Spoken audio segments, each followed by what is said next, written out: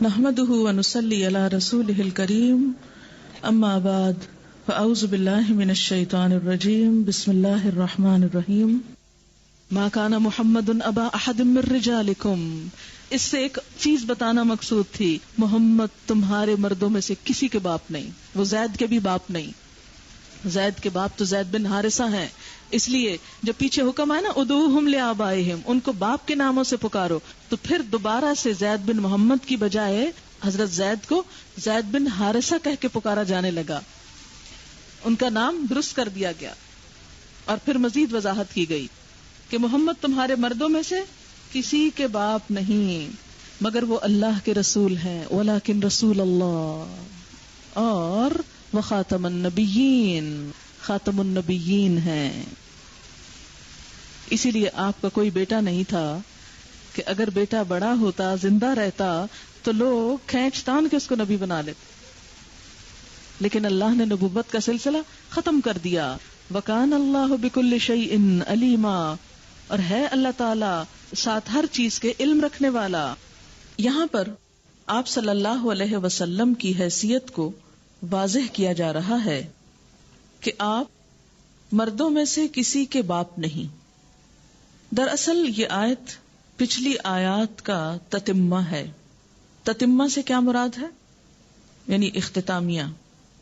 پچھلی آیات میں منہ بولے بیٹے کی بیوی سے شادی کرنے پر آپ صلی اللہ علیہ وسلم پر جو اعتراضات کیے گئے ان کا جواب تھا، اور اسی کے اختتام پر یہ بات فرمائی گئی کہ آپ مردوں میں سے کسی کے باپ نہیں. گویا ان تمام اعتراضات کی جڑ کاٹ دی گئی جو مخالفین آپ صلی اللہ علیہ وسلم کے اس نکاح پر کر رہے تھے. ان کا پہلا اعتراض یہ تھا کہ آپ نے اپنی بہو سے نکاح کیا، حالانکہ آپ کی شریعت میں بھی بیٹے کی بیوی سے نکاح حرام ہے. تو اس کے جواب میں یہ کہا گیا کہ محمد صلی اللہ علیہ وسلم تمہارے مردوں میں سے کسی کے باپ نہیں.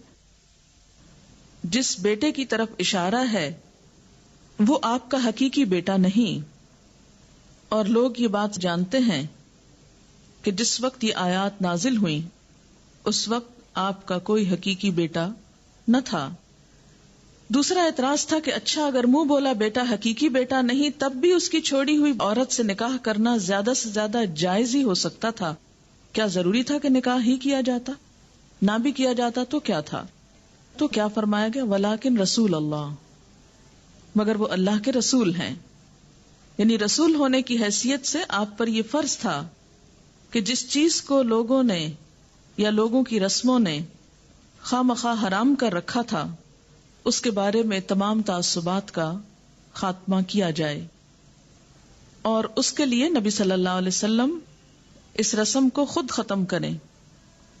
یعنی عملی نمونہ، کیونکہ پیچھے گزرا کہ آپ صلی اللہ علیہ وسلم کی زندگی ایک اسوہ حسنہ بھی ہے، اور یہ ایسی رسموں میں سے تھی یہ رسم کہ اگر اس کا خاتمہ آپ اپنے طرز عمل سے نہ کرتے تو محض تعلیم کافی نہ تھی. کیونکہ جو چیزیں صدیوں کی رسموں کے نتیجے میں دلوں میں بیٹھی ہوئی تھی ان کا خاتمہ اتنی آسانی کے ساتھ نہیں ہو سکتا.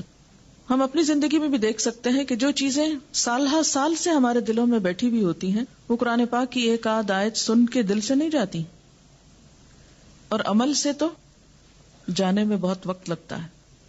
اس لیے جس چیز کو آپ صلی اللہ علیہ وسلم نے کر کے دکھا دیا پھر اس کی کوئی آئندہ گنجائش رہ ہی نہیں جاتی. پھر اسی طرح مزید فرمایا تاکید کے طور پر کہ وہ خاتم النبیین ہیں، کہ آپ کے بعد نبی اور نہیں آئے گا. اگر آپ کی طرف سے معاشرے کی خرابیوں کی اصلاح میں کوئی کمی رہ جاتی تو بعد میں کسی اور کو آ کر ایسی رسمیں ختم کرنا ممکن نہیں، کیونکہ کوئی اور نبی تو آئے گا نہیں. لہذا یہ ضروری تھا کہ اس رسم کا، جس کی وجہ سے معاشرے میں بہت سی مشکلات تھیں، اس کا خاتمہ آپ خود کر کے جاتے. اس کے بعد مزید زور دیتے ہوئے فرمایا کہ اللہ ہر چیز کا علم رکھنے والا ہے. یعنی اللہ کو معلوم ہے کہ اس وقت آپ صلی اللہ علیہ وسلم کے ہاتھوں اس رسم جاہلیت کو ختم کرانا کیوں ضروری تھا. اور ایسا نہ کرنے میں کیا قباحت تھی؟ اگرچہ یہ آیت پچھلے واقعے سے متعلق ہے، لیکن اس آیت میں ایک اہم مسئلہ یعنی نبی صلی اللہ علیہ وسلم کا خاتم النبیین ہونا ذکر کیا گیا ہے. اس لیے اس موضوع کے حوالے سے بھی چند باتیں عرض کرنا چاہوں گی.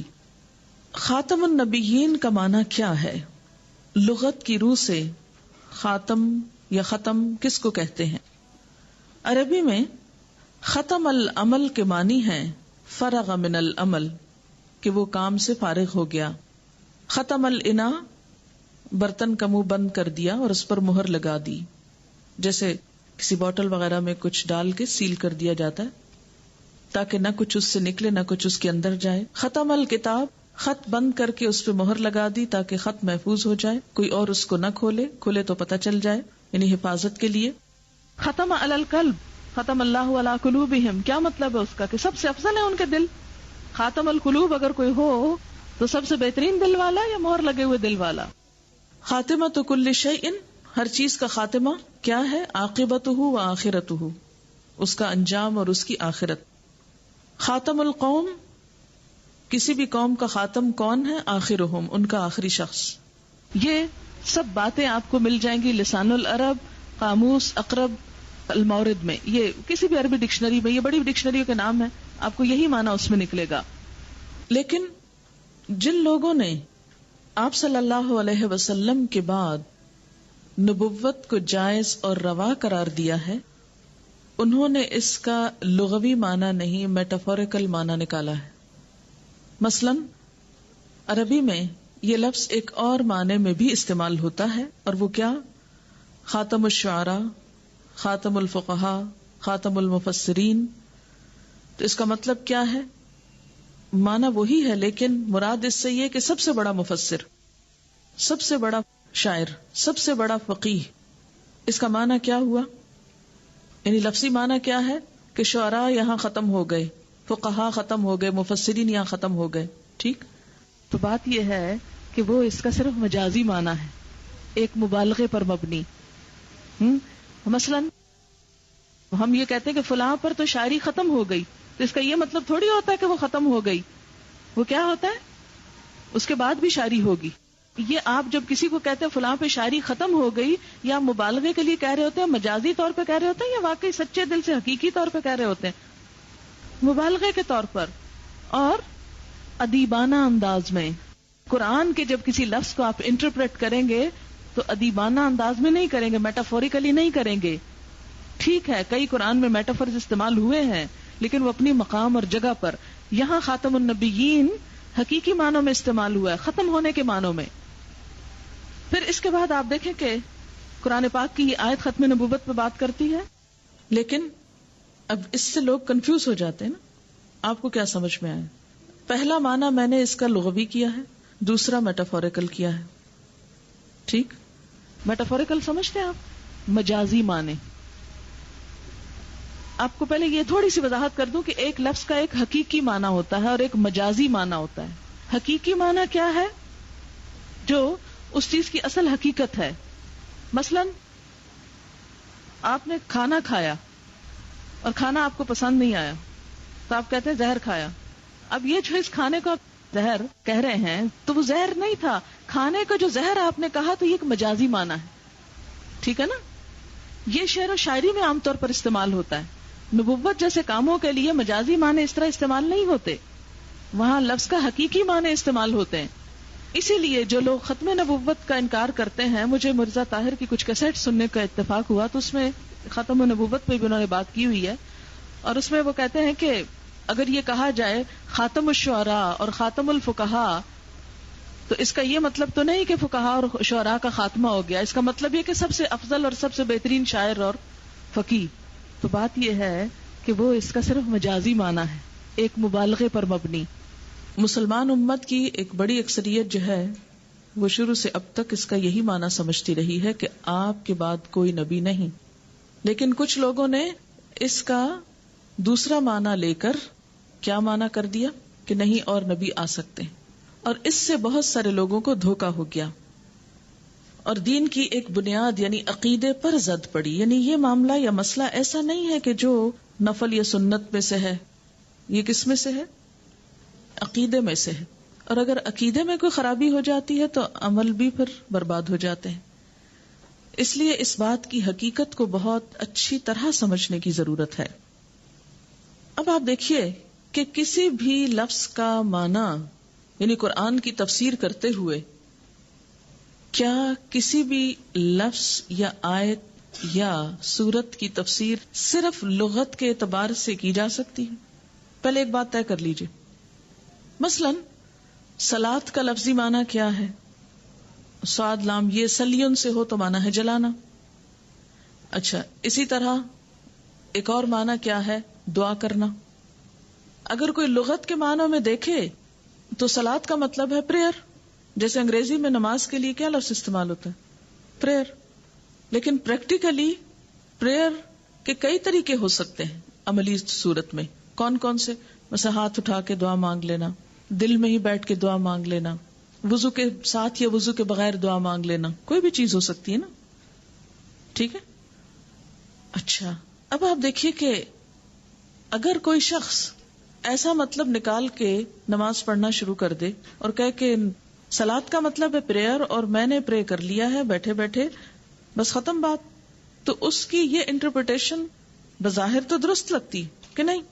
اس میں لاجک تو ہے نا کہ اس نے لفظی مطلب نکالا اور اس کے اوپر عمل کر لیا، ختم ہو گئی بات. لیکن کیا ایسے شخص کے طرز عمل کو آپ درست کہیں گے؟ کیوں نہیں کہیں گے؟ پہلے یہ بات طے کر لیجیے، کیونکہ یہ عقیدے کا مسئلہ ہے. اس لیے میں اس موضوع کو اچھی طرح سمجھانا چاہتی ہوں آپ کو، تاکہ نہ آپ دھوکہ کھائیں کہیں اور نہ دھوکہ کھانے والے کھاتے رہیں. اس شخص کی یہ تفسیر جو صلاۃ کو پریئر کے معنی میں لے کر ہاتھ اٹھا کے دعا مانگ کے منہ پہ پھیر دے اور کہے جی میری نماز ہو گئی کیونکہ ڈکشنری میں اس کا یہ معنی لکھا اور میں نے وہ کر لیا پورا، اس کی یہ بات درست کیوں نہیں ہوگی؟ اگرچہ لغت کے اعتبار سے وہ بالکل ٹھیک کام کر رہا ہے، اس میں کوئی خرابی نہیں. نبی صلی اللہ علیہ وسلم کا طریقہ کیا تھا؟ اس نے اس کو بھی چھوڑ دیا، اس نے قرآن کی آیتوں کو بھی چھوڑ دیا، اس نے آپ صلی اللہ علیہ وسلم کے طریقے کو بھی چھوڑ دیا. جی ہاں، قرآن اس کے پاس ڈائریکٹ نہیں آیا کہ وہ من مانے مطلب نکالے. قرآن کو سمجھنے کے جو طریقے بتائے گئے ہیں یہ اس طریقے کے خلاف ہے. یعنی کہیں بھی یہ نہیں کہا گیا کہ قرآن کو ڈکشنری کی مدد سے سمجھنا کافی ہے، کافی نہیں. اس لیے کہ قرآن کسی لینگویج لٹریچر کی کتاب نہیں، یہ ہدی للمتقین ہے، رہنمائی کی کتاب ہے. اور اس سے رہنمائی اسی وقت ہو سکتی ہے کہ جب اس کی عملی پہلو پر نظر ہو. کہ کسی بھی فیلڈ میں جو ٹرمینالوجی ہوتی ہے اس کے اسپیسیفک میننگ ہوتے ہیں. اصطلاحی معنی کا مطلب کیا ہوتا ہے کہ ایک خاص ٹرم ہے یہ، یعنی ٹرم کو آپ جنرلائز نہیں کر سکتے، اس کے کوئی بھی عام معنی نہیں آپ نکال سکتے. یا جس فیلڈ سے متعلق وہ لفظ ہوتا ہے اس کے کانٹیکس میں معنی نکالا جاتا ہے. خاتم النبیین ایک دین سے متعلق لفظ ہے، نہ کہ ادب سے متعلق کہ آپ اس کو ادبی لینگویج میں اس کا معنی تلاش کر لیں. یعنی یہ ٹرم اسلام کے کانٹیکسٹ میں ہے نہ کہ لینگویج کے. یعنی کچھ لفظ ایسے ہوتے ہیں کہ جو زبان کو حسن اور خوبی دینے کے لیے ہوتے ہیں، نہ کہ اس کے اصل معنی کے اظہار کے لیے. جیسے خاتم الشعراء جو ہے یہ کوئی حقیقی معنی نہیں بلکہ کیا ہے، ایک خوبی یا خوبصورتی کا معنی ہے. جیسے شعروں میں بہت سی مبالغہ آرائی ہوتی ہے. مثلا اگر یہ کہا جائے کہ بچے کو کہ میرا بچہ تو پھول ہے، اس کا کیا معنی ہوگا؟ وہ پھول نہیں ہے جو چیز پھول کے لیے استعمال ہوتی.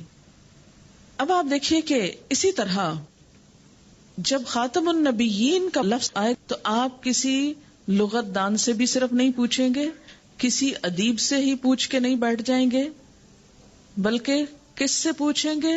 سب سے پہلے تو یہ دیکھیں گے کہ قرآن کی یہ آیت باقی آیات سے کتنی مطابقت رکھتی ہے. کیا اس کے اس معنی کو نکالنے میں باقی آیات مددگار ہیں یا نہیں ہیں؟ کیونکہ کسی بھی آیت کا ایک حصہ نکال کے اس سے معنی نہیں نکال سکتے آپ. دوسری بات یہ کہ نبی صلی اللہ علیہ وسلم نے قرآن کی جو تفسیر کی ہے کیونکہ سورۃ النحل میں آپ پڑھ چکے ہیں وَأَنزَلْنَا إِلَيْكَ الذِّكْرَ لِتُبَيِّنَ لِلنَّاسِ مَا نُزِّلَ إِلَيْهِمْ، ہم نے آپ کی طرف ذکر نازل کیا تاکہ آپ ان کے سامنے بیان کریں کہ ان کے لیے کیا نازل کیا گیا ہے. لِتُبَيِّنَ لِلنَّاسِ مَا نُزِّلَ إِلَيْهِمْ، کہ آپ واضح فرمائیں. تو آپ نے اس لفظ کی کیا وضاحت فرمائی ہے؟ کیا آپ کی کسی حدیث میں بھی یہ لفظ استعمال ہوا ہے؟ اور اگر ہوا ہے تو آپ نے اس کو کس کانٹیکسٹ میں استعمال کیا ہے؟ میٹافوریکلی، یا اگر ہم اس کو میٹافوریکل میننگ میں لیتے ہیں تو آپ دیکھیے کہ اس آیت کے کانٹیکسٹ میں یہ بات فٹ ہی نہیں ہوتی، کیونکہ آیت کے پچھلے حصے اور یہ آیت پچھلی آیات کے اختتامیہ کے طور پر پھر بے معنی ہو جاتی، کیونکہ یہاں اس بات کا کوئی کانٹیکسٹ بنتا ہی نہیں. ٹھیک ہے، چلیے اب ہم دیکھتے ہیں کہ نبی صلی اللہ علیہ وسلم نے اس کے بارے میں کیا فرمایا. بخاری قال النبی صلی اللہ علیہ وسلم كانت بنو اسرائیل تسوسهم الانبیاء كلما هلك نبی خلفه نبی وانه لا نبی بعدی وسيكون خلفاء. نبی صلی اللہ علیہ وسلم نے فرمایا بنی اسرائیل کی قیادت انبیاء کیا کرتے تھے. جیسے حضرت سلیمان علیہ السلام بادشاہ بھی تھے اور ساتھ نبی بھی تھے، داؤد علیہ السلام بھی اسی طرح، کچھ اور انبیاء بھی. وہ جالوت اور طالوت کے واقعے میں بھی آپ کو معلوم ہوگا کہ ان کی قوم نے کیا کہا، کیونکہ وہ نبی بہت بوڑھے ہو گئے تھے تو قوم نے اپنے نبی سے مطالبہ کیا کہ ہمارے لیے کوئی بادشاہ مقرر کر دیجئے تاکہ ہم اللہ کے راستے میں جنگ کریں. یعنی نبوت اور بادشاہت جو ہے یہ الگ الگ ہو جائے، ہم دینی رہنمائی آپ سے لیتے رہیں اور جنگ کسی اور کی قیادت میں کر سکیں. تو اس سے کیا پتہ چلتا ہے کہ کانت بنو اسرائیل تسوسهم الانبیاء کلما ہلک نبی خلفہ نبی، جب کوئی نبی فوت ہو جاتا تو دوسرا نبی اس کا جانشین ہوتا، مگر میرے بعد کوئی نبی نہ ہوگا بلکہ خلفاء ہوں گے. اسی طرح بخاری کتاب المناقب نبی صلی اللہ علیہ وسلم نے فرمایا میری اور مجھ سے پہلے گزرے ہوئے انبیاء کی مثال ایسی ہے جیسے ایک شخص نے ایک عمارت بنائی اور خوب حسین و جمیل بنائی، مگر ایک کونے میں ایک اینٹ کی جگہ چھوٹی ہوئی تھی. لوگ اس عمارت کے گرد پھرتے اور اس کی خوبی پر اظہار حیرت کرتے، مگر کہتے تھے کہ اس جگہ اینٹ کیوں نہ رکھی گئی؟ تو وہ اینٹ میں ہوں اور میں خاتم النبیین ہوں، یعنی میرے آنے پر نبوت مکمل ہو گئی ہے. تو اس سے بھی کیا پتہ چلتا ہے کہ آپ صلی اللہ علیہ وسلم نے یہ لفظ جب خود فرمایا وَأَنَا خَاتَمُ النَّبِيِّينَ، تو آپ نے یہ نہیں فرمایا کہ میں سب سے بڑا ہوں انبیاء میں، اب وہ تو ہے ہی، اس میں تو کوئی شک ہی نہیں، لیکن لفظ خاتم النبیین بڑے کے معنوں میں استعمال نہیں ہوا، بلکہ کانٹیکسٹ میں اس حدیث میں بھی آخری کے معنوں میں، اور پوری اگزامپل کے ساتھ بات سمجھائی کہ عمارت مکمل ہو چکی تھی، صرف ایک اینٹ باقی تھی اور وہ اینٹ میں ہوں. اسی طرح صحیح مسلم میں آتا ہے اور وہاں پر 4 حدیثیں ہیں، اور آخری حدیث میں جو الفاظ ہیں وہ یہ ہیں جئت فختمت الانبیاء، میں آیا اور میں نے انبیاء کا سلسلہ ختم کر دیا. اچھا، اس کا یہ مطلب تو نہیں اب یہ ہو سکتا ختمت الانبیاء کا کہ میں نے ان کو بڑا کر دیا. اب یہاں بھی کیا معنی نکالیں گے آپ؟ اسی طرح مسند احمد میں تھوڑے سے لفظی فرق کے ساتھ ایک اور روایت ہے، رسول اللہ صلی اللہ علیہ وسلم نے فرمایا مجھے 6 باتوں میں انبیاء پر فضیلت دی گئی، مجھے جامع اور مختصر بات کہنے کی صلاحیت دی گئی. یعنی آپ صلی اللہ علیہ وسلم بڑی بڑی باتوں کو چھوٹے سے الفاظ میں سمیٹ لیتے. نمبر 2، مجھے رعب کے ذریعے مدد دی گئی. ایک اور حدیث میں آتا نا کہ آپ صلی اللہ علیہ وسلم کا رعب اتنا ہوتا تھا کہ 1 مہینے کی مسافت تک دور لوگ بھی آپ کے نام سے ایک ہیبت محسوس کرتے تھے. خوف اور دہشت نہیں لکھی، ہیبت، فرق ہوتا ہے. تیسرا، میرے لیے مال غنیمت حلال کیے گئے کیونکہ پہلے انبیاء کی قوموں کے لیے جنگ میں حاصل شدہ مال حلال نہیں تھا. میرے لیے زمین کو مسجد بنایا گیا اور پاکیزگی حاصل کرنے کا ذریعہ بھی، یعنی زمین کے کسی بھی حصے پہ کھڑے ہو کے آپ نماز پڑھ سکتے ہیں، اور مٹی پاک ہے، اگر وضو نہیں کر سکتے تو تیمم کر سکتے ہیں.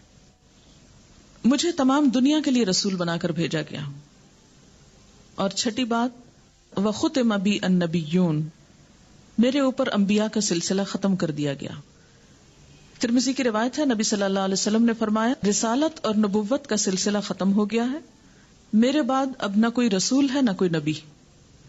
ایک اور حدیث ہے بخاری اور مسلم کی، آپ صلی اللہ علیہ وسلم نے فرمایا، میں محمد ہوں، احمد ہوں، ماہی ہوں کہ میرے ذریعے سے کفر محو کیا جائے گا، میں حاشر ہوں کہ میرے بعد لوگ حشر میں جمع کیے جائیں گے، اور میں عاقب ہوں، اور عاقب وہ ہوتا ہے جس کے بعد کوئی نبی نہ ہو۔ عاقب کس کو کہتے ہیں؟ پچھلے حصے کو، جیسے اینڈ ہو گیا۔ نبی صلی اللہ علیہ وسلم نے فرمایا، اللہ تعالیٰ نے کوئی نبی نہیں بھیجا جس نے اپنی امت کو دجال کے نکلنے سے نہ ڈرایا ہو اور ان کے زمانے میں وہ نہ آیا۔ اب میں آخری نبی ہوں اور تم آخری امت ہو، لا محالہ اب اس کو تمہارے اندر ہی نکلنا ہے۔ نبی صلی اللہ علیہ وسلم نے فرمایا 3 مرتبہ، میں محمد نبی امی ہوں، پھر فرمایا اور میرے بعد کوئی نبی نہیں۔ یہ مسند احمد کی روایت ہے۔ مسند احمد ہی کی ایک اور روایت ہے، آپ نے فرمایا میرے بعد کوئی نبوت نہیں، صرف بشارت دینے والی باتیں ہیں۔ عرض کیا گیا وہ باتیں کیا ہیں؟ فرمایا اچھے خواب، یعنی وحی کا کوئی امکان نہیں، ہاں اچھے خواب کے ذریعے خوشخبریاں لوگوں کو مل سکتی ہیں۔ اسی طرح آپ صلی اللہ علیہ وسلم نے حضرت علی سے فرمایا، میرے ساتھ تمہاری نسبت وہی ہے جو موسیٰ علیہ السلام کے ساتھ ہارون علیہ السلام کی تھی، مگر میرے بعد کوئی نبی نہیں۔ ہارون علیہ السلام کی نسبت کیوں دیا آپ نے حضرت علی کو؟ کیونکہ وہ مددگار کے طور پر ان کے ساتھ نبوت دیے گئے تھے، لیکن یہاں پر مددگار تو تھے آپ، یعنی حضرت علی رضی اللہ تعالیٰ عنہ، لیکن نبوت نہیں دی گئی۔ پھر اسی طرح ایک اور روایت میں ہے کہ میری امت میں 30 کذاب ہوں گے، 30 جھوٹے لوگ آئیں گے۔ یہ ایک پیشن گوئی تھی، اور ہر ایک نبی ہونے کا دعویٰ کرے گا، حالانکہ میں خاتم النبیین ہوں، میرے بعد کوئی نبی نہیں۔ یہ سنن ابی داؤد کی روایت ہے۔ اسی طرح مسلم کی حدیث ہے کہ ارسلت الی الخلق کافۃ وختم بی النبیون، مجھے تمام انسانوں کی طرف نبی بنا کر بھیجا گیا اور میرے اوپر نبوت ختم ہو گئی۔ خاتم النبیین لفظ کو ہم صرف ڈکشنری سے نہیں سمجھیں گے، بلکہ کس سے؟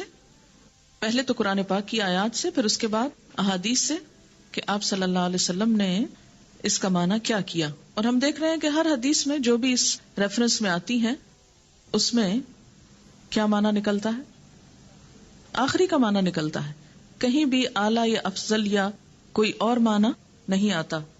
اس کے بعد ہم دیکھیں گے کسی بھی بات کو سمجھنے کے لیے کہ صحابہ کرام نے اس کو کیسے سمجھا، کیونکہ سب سے پہلے شاگرد تو آپ کے وہی تھے۔ انہوں نے کیا سمجھا؟ اگر انہوں نے کوئی ایسی بات سمجھی ہوتی تو ہم تک پہنچتی۔ اس میں ہم سب سے پہلے مسلمہ کذاب کا واقعہ دیکھتے ہیں۔ یہ شخص نبی صلی اللہ علیہ وسلم کی نبوت کا منکر نہیں تھا، لیکن اس کا دعویٰ یہ تھا کہ اسے حضور صلی اللہ علیہ وسلم کے ساتھ شریک نبوت بنایا گیا ہے۔ اس نے آپ صلی اللہ علیہ وسلم کی وفات سے پہلے ایک خط آپ کو لکھا، اس کے الفاظ ہیں، من مسیلمہ رسول اللہ الی محمد رسول اللہ سلام علیک فانی اشرکت فی الامر معک۔ مسلمہ رسول اللہ کی طرف سے محمد رسول اللہ کی طرف آپ پر سلام ہو، آپ کو معلوم ہو کہ میں آپ کے ساتھ نبوت کے کام میں شریک کیا گیا ہوں۔ لیکن آپ کو معلوم ہے کہ اس شخص کے ساتھ پھر کیا معاملہ کیا گیا تھا۔ طبری ایک مورخ ہے، اس نے یہ روایت بھی بیان کی ہے کہ مسلمہ کے ہاں جو آذان دی جاتی تھی اس میں اشہد ان محمد رسول اللہ کے الفاظ بھی کہے جاتے تھے، لیکن اس کے اس اقرار کے باوجود اسے کافر اور خارج از ملت قرار دیا گیا، اور یہ بات تاریخی طور پر ثابت ہے کہ اس کے خلاف جنگ کی گئی تھی۔ بنو حنیفہ نیک نیتی کے ساتھ اس پر ایمان لائے، کیونکہ اس نے ان کو اس غلط فہمی میں ڈال دیا تھا کہ نبی صلی اللہ علیہ وسلم کے ساتھ اس کو شریک رسالت کیا گیا ہے۔ قرآن کی آیات کو ان کے سامنے مسلمہ پر نازل شدہ آیات کی حیثیت سے ایک شخص نے پیش کیا جو مدینہ طیبہ سے قرآن کی تعلیم حاصل کر کے گیا تھا۔ ہر دور میں ایسے لوگ ہوتے ہیں کہ جو قرآن کو اپنے مخصوص مقاصد کے لیے استعمال کرتے ہیں، یعنی ضروری نہیں کہ ہر وہ شخص جو قرآن پڑھے وہ اس سے ہدایت بھی پائے۔ تو اس نے کیا کیا؟ مسلمہ کی آیات کہہ کر کہ یہ وہی مسلمہ پر اتری ہے اس کی طرف سے پیش کر دی۔ صحابہ کرام نے نہ اسے مسلمان تسلیم کیا اور اس پر فوج کشی بھی کی، اور بغاوت کے جرم میں اس سے جنگ کی تھی. حضرت ابوبکر کے دور میں یہ ہوا تھا، اور انہوں نے یہ بھی کہا تھا کہ ان کی عورتوں اور بچوں کو بھی غلام بنایا جائے گا. کہا جاتا ہے، ایک تاریخی روایت ہے کہ انہی میں سے ایک لونڈی حضرت علی کے حصے میں آئی تھی، جس کے بطن سے تاریخ اسلام کی مشہور شخصیت محمد بن حنفیہ نے جنم لیا تھا. حنفیہ سے مراد یہاں کیا؟ بنو حنیفہ کی عورت. اب اس کے بعد ہم دیکھیں گے کہ شروع سے علماء امت کیا کہتے رہے ہیں اس معاملے میں. ٹھیک ہے، پہلی صدی سے لے کر آج تک ہر زمانے کے اور پوری دنیا اسلام میں ہر ملک کے علماء اس عقیدے پر متفق ہیں کہ نبی صلی اللہ علیہ وسلم کے بعد کوئی شخص نبی نہیں ہو سکتا، اور یہ بھی کہ جو اس چیز کا دعویٰ کرے گا یا اس کو مانے وہ کافر خارج از ملت اسلام ہے. یہ اجماع امت سے یہ بات ثابت رہی ہے. امام ابو حنیفہ رحمۃ اللہ علیہ کے زمانے میں ایک شخص نے نبوت کا دعویٰ کیا اور کہا کہ مجھے موقع دو کہ میں اپنی نبوت کی علامات پیش کروں. اس پر امام اعظم نے فرمایا کہ جو شخص اس سے نبوت کی کوئی علامت طلب کرے گا وہ بھی کافر ہو جائے گا، کیونکہ نبی صلی اللہ علیہ وسلم فرما چکے ہیں کہ لا نبی بعدی. جب آپ نے کہہ دیا کہ میرے بعد کوئی نبی نہیں، تو اب کسی سے یہ پوچھنا کہ اچھا بتاؤ کیسے اپنے آپ کو نبی کہتے ہو، تو یہ بھی درست نہیں.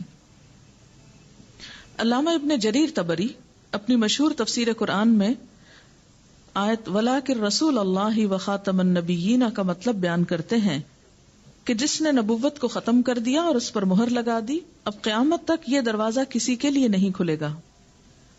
امام طحاوی اپنی کتاب عقیدہ سلفیہ میں سلف صالحین اور خصوصاً امام ابو حنیفہ، امام ابو یوسف، امام محمد کے عقائد بیان کرتے ہوئے تحریر فرماتے ہیں کہ محمد صلی اللہ علیہ وسلم اللہ کے برگزیدہ بندے، چنے ہوئے نبی، پسندیدہ رسول ہیں، خاتم الانبیاء، امام الاتقیاء، سید المرسلین، حبیب رب العالمین ہیں.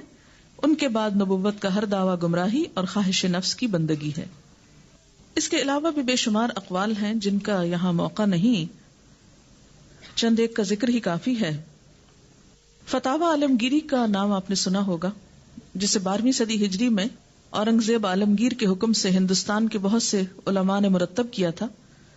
اس میں بھی لکھا ہے کہ اگر آدمی یہ نہ سمجھے کہ محمد صلی اللہ علیہ وسلم آخری نبی ہیں تو وہ مسلم نہیں، اور اگر وہ کہے کہ میں اللہ کا رسول ہوں یا میں پیغمبر ہوں تو اس کی تکفیر کی جائے گی. اسی طرح امام غزالی، امام ابن حزم اندلسی، علامہ زمخشری، قاضی ایاز، امام رازی، علامہ بیضاوی، علاء الدین بغدادی، جلال الدین سیوطی، اور اسی طرح باقی بہت سارے علماء جو ہیں، علامہ شوکانی، علامہ آلوسی، ہندوستان سے مراکش تک، ترکی سے اسپین تک، یمن تک بڑے بڑے علماء فقہا سب اس پر متفق رہے کہ نبی صلی اللہ علیہ وسلم کے بعد کوئی شخص نبی ہو نہیں سکتا. اسی طرح جدید دور کے مفسرین کی تفسیریں آپ اٹھائیں تو خاتم النبیین کا معنی ہر جگہ آپ کو یہی ملے گا کہ آپ صلی اللہ علیہ وسلم کے بعد کوئی اور نبی یا رسول نہیں آئے گا. یہ مسئلہ اس لیے جاننا ضروری ہے کہ خاص طور پر ہمارے ہاں پاکستان اور ہندوستان میں قادیانیت کا جو مسئلہ اٹھا، ختم نبوت سے جو بغاوت ہوئی، اس کے اثرات کافی حد تک موجود ہیں اور کسی نہ کسی رنگ سے لوگوں کو اس سے واسطہ پڑتا رہتا ہے. تو اس لیے اس مسئلے کو اگر آپ سمجھ لیں تو باقی چیزیں بھی سمجھ آ جائیں گی. خاتم النبیین کا جو مطلب ہے وہ ہے نبیوں کی مہر، خاتم مہر، لیکن یہ مہر سٹیمپ کے معنوں میں نہیں، سیل کے معنوں میں ہے کہ جیسے کسی چیز کو سیل کر دیا جائے تو پھر نہ اس کے اندر سے کچھ نکل سکتا ہے اور نہ ہی اس کے اندر کوئی اور جا سکتا ہے، بس ختم ہو گیا، سلسلہ منقطع ہو گیا اندر اور باہر کی چیز کا. لیکن ختم نبوت کے منکرین نے اس کا غلط مطلب نکالا اور کہا سٹیمپ ہے کہ آپ کی سٹیمپ سے اب باقی نبی آ رہے ہیں. تو پہلے نبی کس کی سٹیمپ سے آئے تھے؟ کیا نبوت کے لیے سٹیمپ کی ضرورت ہے؟ ان ساری باتوں کے باوجود کچھ لوگوں نے صرف زبان کے ہیر پھیر سے ایک شخص کو اس صدی میں، اسی خطے میں نبوت کے درجے پہ لا کھڑا کیا.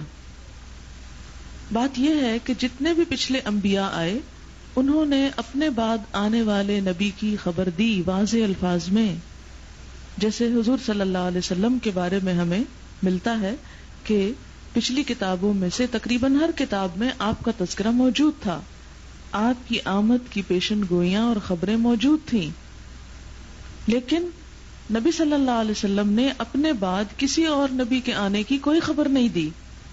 تو اس سے کیا بات پتہ چلتی ہے کہ کوئی نبی اور آ نہیں سکتا، اور اگر واقعی کسی نے آنا تھا نعوذ باللہ، تو پھر کیا اللہ تعالیٰ کو ہمارے ایمان سے کوئی دشمنی تھی کہ ہمیں بتایا ہی نہ پہلے سے، اور یکایک ایک شخص کو بھجوا دیا؟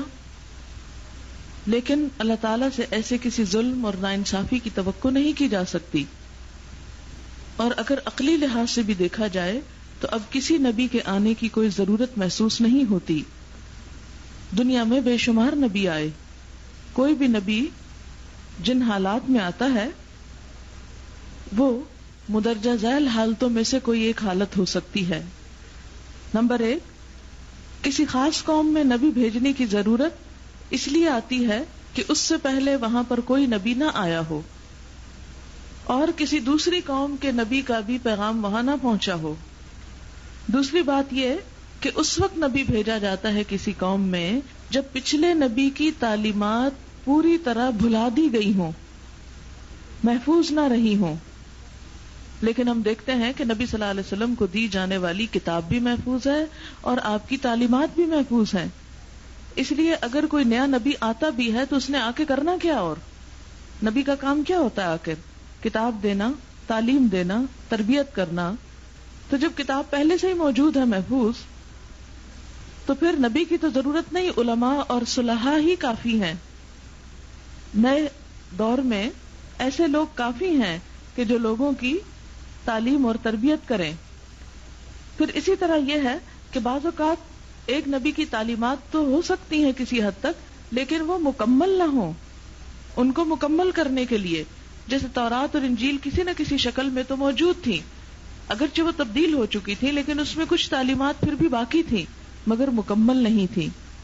نبی صلی اللہ علیہ وسلم کے آنے پر دین مکمل ہو گیا. پھر اسی طرح بعض اوقات نبی اس لیے آئے کہ ایک نبی کی مدد کرنا تھی دوسرے نبی کو، جیسے سورۃ یاسین میں آپ پڑھیں گے، اذ ارسلنا الیہم اثنین فکذبوہما فعززنا بثالث، جب ہم نے ان کی طرف 2 بھیجے، انہوں نے دونوں کو جھٹلا دیا تو ہم نے ایک تیسرا بھیج دیا، یعنی ان 2 کی مدد کے لیے، سپورٹ کے لیے. قرآن پاک میں آپ یہ آیت پڑھ چکے ہیں کہ نبی صلی اللہ علیہ وسلم کو تمام مخلوق کے لیے بھیجا گیا، رحمت للعالمین. اور پھر یا ایھا الناس انی رسول اللہ الیکم جمیعا، سب کے لیے اللہ کا رسول، کافۃ للناس، آپ کی نبوت تمام انسانوں کے لیے. اور پھر ایسی احادیث موجود ہیں کہ آپ کے بعد کوئی بھی شخص جو آپ کو نہ مانے وہ کفر کے درجے میں پہنچے گا. تو بات یہ ہے کہ آپ صلی اللہ علیہ وسلم کی لائی ہوئی تعلیم بھی محفوظ ہے، کسی اور کی ضرورت نہیں، صرف مصلحین کی ضرورت ہے، کسی نئے نبی کی ضرورت نہیں. اب اگر مانا جائے کہ نبی ہو مصلح تو زیادہ فائدہ ہوتا ہے، تو بات یہ ہے کہ کسی بھی نئے نبی کے آنے سے امت 2 حصوں میں بٹ جائے گی، کچھ مانیں گے اس کو اور کچھ نہیں مانیں گے. اس سے امت میں ایک بڑا تفرقہ اور اختلاف اور فساد پیدا ہو سکتا ہے، اور یہ چیز اسلام کے فائدے میں نہیں بلکہ الٹا نقصان میں جاتی ہے. ان ساری باتوں کے باوجود کچھ لوگوں نے جٹائی کے ساتھ مرزا غلام احمد قادیانی کو اللہ کا نبی ماننے کی جسارت کی، اور اس کے لیے عموماً جو احادیث استعمال کی کہ حدیثوں میں آتا ہے کہ ایک مسیح موعود آئیں گے اور مسیح نبی، اور اس قسم کے الفاظ. مسیح موعود کا مطلب ہے وہ مسیح جو لوٹ کر آئیں گے، جس میں ہمارا عقیدہ ہے حضرت عیسیٰ علیہ السلام کے بارے میں. تو انہوں نے کہا کہ نہیں، عیسیٰ علیہ السلام تو مر چکے ہیں، وہ تو نہیں آئیں گے، لیکن مسیح آئیں گے. یہ بھی ان کا خود ساختہ لفظ ہے، کئی قرآن اور حدیث میں مسیح کی کوئی بات نہیں کی گئی، یہ سب سیلف میڈ ہے کہ مسیح تو آ چکے، مسیح کی مانند کوئی آئے گا. اگر ان حدیث کو ہم پڑھیں جس میں حضرت عیسیٰ علیہ السلام کی آمد کا ذکر ملتا ہے، تو اس میں سے ایک حدیث جو بخاری میں آتی ہے، حضرت ابو ہریرہ سے روایت ہے کہ رسول اللہ صلی اللہ علیہ وسلم نے فرمایا، قسم ہے اس ذات کی جس کے ہاتھوں میں میری جان ہے، ضرور اتریں گے، پیدا نہیں ہوں گے، اتریں گے. الفاظ قابل غور ہیں. تمہارے درمیان ابن مریم حاکم عادل بن کر، اور آ کر کیا کریں گے؟ صلیب کو توڑ ڈالیں گے، خنزیر کو ہلاک کر دیں گے، جنگ کا خاتمہ کر دیں گے. اور دوسری روایت میں حرب کی بجائے جزیہ کا لفظ نہیں، جزیہ ختم کر دیں گے. تو اس سے آپ دیکھیں کہ آپ کی آمد کے ساتھ کیا ہوگا؟ جنگ کا خاتمہ، دنیا میں امن، صلیب کا خاتمہ یعنی کرسچینٹی پہ کاری ضرب لگے گی، خنزیر کلچر ختم ہوگا. یعنی لوگ پھر سے مسلمان ہو جائیں گے. وہ جیسے ایک اور حدیث میں آتا ہے کہ سارا کلمہ اللہ واحد کے لیے ہو جائے گا. اب اگر ہم مرزا غلام احمد کو مسیح مان بھی لیں بفرض محال، یا مسیح موعود مان بھی لیں، تو اس سے کیا پتہ چلتا ہے کہ جو کام مسیح نے آ کر کرنے ہیں ان میں سے تو ایک بھی نہیں ہوا. نہ جنگوں کا خاتمہ ہوا، بلکہ اس کے بعد جنگ عظیم بھی ہوئی، اور نہ ہی خنزیر ختم ہوا اور نہ ہی صلیب ٹوٹی. پھر اسی طرح جتنی بھی احادیث ہیں ان سب میں حضرت عیسیٰ کا نزول آتا ہے، پیدائش نہیں آتی. اور مرزا غلام احمد تو پیدا ہوئے. پھر خاص طور پر آتا ہے کہ مسیح ابن مریم دمشق کے مشرقی حصے میں سفید مینار کے پاس زرد رنگ کے 2 کپڑے پہنے ہوئے 2 فرشتوں کے بازوؤں پر اپنے ہاتھ رکھے ہوئے اتریں گے. تو اس سے کیا پتا چلتا ہے کہ ان کی کیفیت بھی بتائی گئی کہ پورے مکمل انسان ہوں گے. کپڑوں کا رنگ بتایا گیا، جگہ بتائی گئی اور فرشتوں کی بات کی گئی. لیکن مرزا غلام احمد کے ساتھ تو ایسی کوئی شرط پوری ہی نہیں ہوتی. پھر مسیح کے بارے میں آتا ہے کہ وہ جب آئیں گے تو اس وقت ان 10 نشانیوں میں سے ایک ہوں گے، جس میں ایک دھواں ہے، دجال ہے، دابت الارض ہے، سورج کا مغرب سے نکلنا ہے، یاجوج ماجوج ہے، 3 بڑے خسف ہوں گے، دھنسنا زمین میں، اور پھر زبردست آگ جو لوگوں کو یمن کی طرف سے ہانکتی ہوئی محشر کی طرف لے جائے گی. تو ان میں سے ابھی تو کوئی خاص نشانی پوری ہی نہیں ہوئی. اسی طرح ایک اور روایت ہے مسلم اور مسند احمد کی، حضرت ابو ہریرہ سے، نبی صلی اللہ علیہ وسلم نے فرمایا عیسیٰ ابن مریم نازل ہوں گے، پھر وہ خنزیر کو قتل کریں گے، صلیب کو مٹائیں گے، اور ان کے لیے نماز جمع کی جائے گی، اور وہ اتنا مال تقسیم کریں گے کہ قبول کرنے والا کوئی نہ ہوگا، خراج ساکت کر دیں گے، اور روحا کے مقام پر منزل کر کے وہاں سے حج یا عمرہ کریں گے. پھر اسی طرح یہ ہے کہ آپ کے اترنے کے بارے میں یہ بھی آتا ہے کہ عین اس وقت اتریں گے جب مسلمانوں کا امام صبح کی نماز پڑھانے کے لیے آگے بڑھ چکا ہوگا. عیسیٰ ابن مریم ان پر اتر آئیں گے، امام پیچھے پلٹے گا تاکہ عیسیٰ آگے بڑھے، مگر عیسیٰ اس کے شانوں کے درمیان ہاتھ رکھ کر کہیں گے نہیں، تم ہی نماز پڑھاؤ، کیونکہ یہ تمہارے لیے ہی کھڑی ہوئی ہے، لہٰذا وہی نماز پڑھائے گا. سلام پھیرنے کے بعد عیسیٰ علیہ السلام کہیں گے دروازہ کھولو، وہ کھولا جائے گا. باہر دجال 70,000 مسلح یہودیوں کے ساتھ موجود ہوگا. جو ہی کہ عیسیٰ علیہ السلام پر اس کی نظر پڑے گی وہ اس طرح گھلنے لگے گا جیسے نمک پانی میں گھلتا ہے، وہ بھاگ نکلے گا. عیسیٰ کہیں گے میرے پاس تیرے لیے ایک ایسی ضرب ہے جس سے تو بچ کر نہ جا سکے گا. پھر وہ اسے لد کے مشرقی دروازے پہ جا لیں گے اور اللہ یہودیوں کو ہرا دے گا، اور زمین مسلمانوں سے اس طرح بھر جائے گی جیسے برتن پانی سے بھر جاتا ہے. سب دنیا کا کلمہ ایک ہوگا، اللہ کے سوا کسی کی عبادت نہ ہوگی. حالت یہ ہوگی کہ درخت اور پتھر پکار اٹھیں گے کہ اے روح اللہ، یہ یہودی میرے پیچھے چھپا ہوا ہے، دجال کے پیروں میں سے کوئی نہ بچے گا جسے وہ قتل نہ کر دیں. ایک اور روایت میں غرقد کے درخت کے بارے میں آتا ہے کہ صرف غرقد کا درخت لوگوں کو چھپا سکے گا. اور آپ نے بھی سنا ہوگا کہ اسرائیل میں یہ درخت اتنی کثرت سے اگایا گیا ہے کیونکہ بہرحال وہ یہ تو جانتے تھے کہ حضور صلی اللہ علیہ وسلم سچے نبی ہیں اور آپ کی باتیں جھوٹی نہیں ہو سکتی.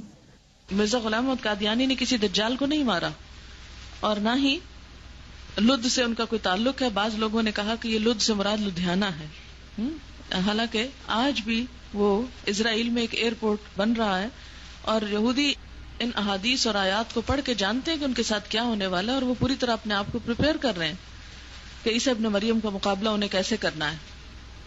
تو ان ساری حدیثوں سے کیا پتہ چلتا ہے کہ ان میں نہ تو مسیح موعود کا لفظ آتا ہے، نہ مسیل مسیح کا لفظ آتا ہے، نہ بروز مسیح، کسی بھی چیز کی کوئی گنجائش نہیں. اور پھر اس کے بعد یہ ہے کہ اس میں بحث کرنے کی ضرورت ہی نہیں کہ وہ فوت ہو چکے ہیں یا زندہ ہیں، کیونکہ ان لوگوں نے ایک اور عقیدے میں بگاڑ پیدا کیا، یہ ثابت کرنے کی کوشش کی کہ عیسیٰ علیہ السلام دراصل فوت ہو چکے ہیں. حالانکہ یہ قرآن میں صاف طور پر آتا ہے ما قتلوہ وما صلبوہ ولکن شبہ لہم، انی متوفی کا، اور توفی کا مطلب پورے کا پورا لے لینا، وہاں فوت کرنے کے معنی میں نہیں، رافعک الیہ ومطہرک من الذین. پھر اعتراض یہ کیا جاتا ہے کہ حضور صلی اللہ علیہ وسلم کے بعد اگر وہ آئیں گے تو کیا اس سے ختم نبوت باقی رہے گی؟ جی ہاں، اس لیے کہ وہ نئے سرے سے نبی مقرر نہیں ہوں گے. ان کی جو نبوت ہوگی وہ آپ کی نبوت سے پہلے ہی ان کو دی جا چکی ہے اور اسی کو کنٹینیو کریں گے، اور کوئی نئی شریعت نہیں لائیں گے، نبی صلی اللہ علیہ وسلم کی شریعت پر عمل کریں گے. اب اس میں آپ دیکھیں کہ جیسے ایک ملک میں ایک شخص صدر تھا، پھر وہ معزول ہو گیا، ملک سے باہر چلا گیا، اب ایک دوسرا شخص صدر بن گیا. اگر وہ پہلا شخص جو صدر تھا وہ آ جائے اس ملک کے اندر تو آپ کیا کہیں گے کہ اس سے اس شخص کی صدارت ختم ہو گئی یا اس میں کوئی نقصان ہو گیا. نہیں، اب وہ جب دوبارہ آ رہا ہے تو اگرچہ وہ گزشتہ صدر تھا لیکن اب وہ صدر کی حیثیت میں نہیں آ رہا. اسی طرح مسیح علیہ السلام جو ہے وہ ایک نبی کی حیثیت میں نئی نبوت لے کر نہیں آئیں گے بلکہ اپنی پچھلی حیثیت میں ہی ہوں گے. فرق صرف یہ ہوگا کہ وہ اب شریعت محمدی کی پیروی کریں گے اور ان کی آمد سے کفر اور ایمان کا کوئی نیا مسئلہ پیدا نہیں ہوگا، کیونکہ اب بھی ہم مسیح علیہ السلام کو نبی مانتے ہیں کیونکہ وہ اللہ کی طرف سے نبی مبعوث ہوئے. اور پھر اس مسیح کے آنے کی جگہ ہندوستان نہیں ہے بلکہ دمشق ہوگی، کیونکہ جتنی بھی احادیث ہیں مثلا ان کا مضمون کچھ یوں ہے کہ مسیح دجال 70,000 یہودیوں کا لشکر لے کر شام میں گھسے گا، دمشق کے سامنے پہنچے گا، عین اسی وقت حضرت مسیح اتریں گے اور فجر کے بعد مسلمانوں کے مقابلے پر نکلیں گے.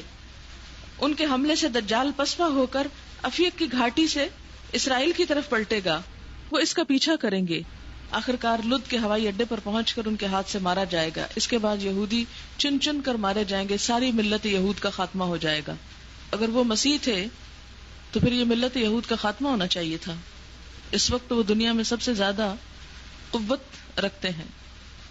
تمام باتیں جو شخص بھی پڑھے گا وہ خود فیصلہ کر سکے گا کہ کوئی بھی چیز کامن نہیں ہے مرزا غلام احمد قادیانی اور حضرت مسیح علیہ السلام میں.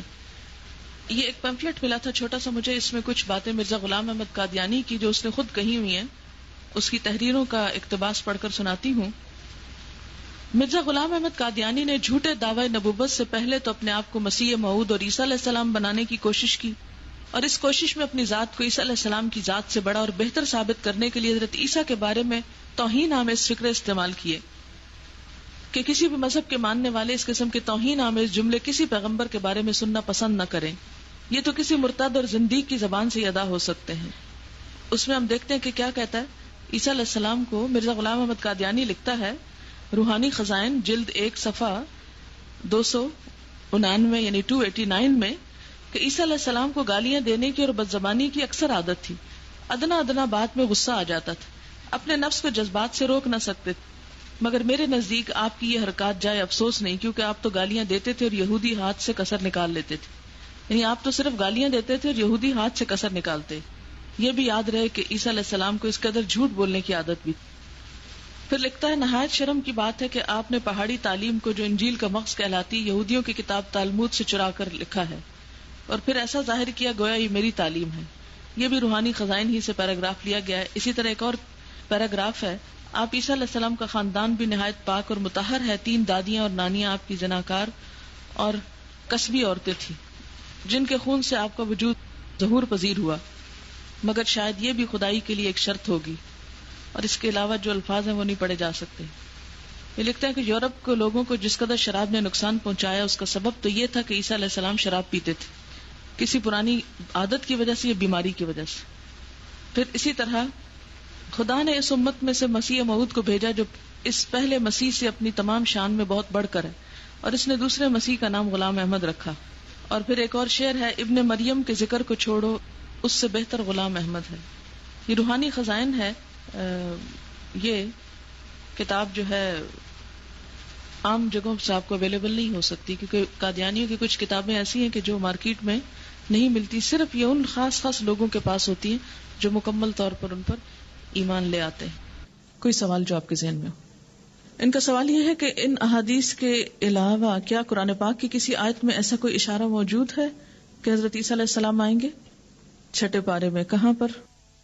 النساء 157 بل رفعہ اللہ الیہ وکان اللہ عزیزا حکیما وان من اہل الکتاب الا لیؤمنن بہ قبل موتہ ویوم القیامۃ یکون علیہم شہیدا. اور اہل کتاب میں سے کوئی ایسا نہیں ہوگا کہ جو اس پر ایمان نہ لائے اس کی موت سے پہلے. اس کی موت سے پہلے سے مراد کیا؟ حضرت عیسیٰ علیہ السلام کی موت سے پہلے، یعنی دنیا میں آ کر جب وہ دوبارہ جائیں گے تو کیا ہوگا؟ یہود و نصارہ سب ان پر ایمان لے آئیں گے. ایک اور حدیث میں آتا ہے نا کہ ساری دنیا میں ایک ہی کلمہ ہوگا، ایک ہی سجدہ ہوگا، یعنی اسلام پھر کثرت سے پھیل جائے گا.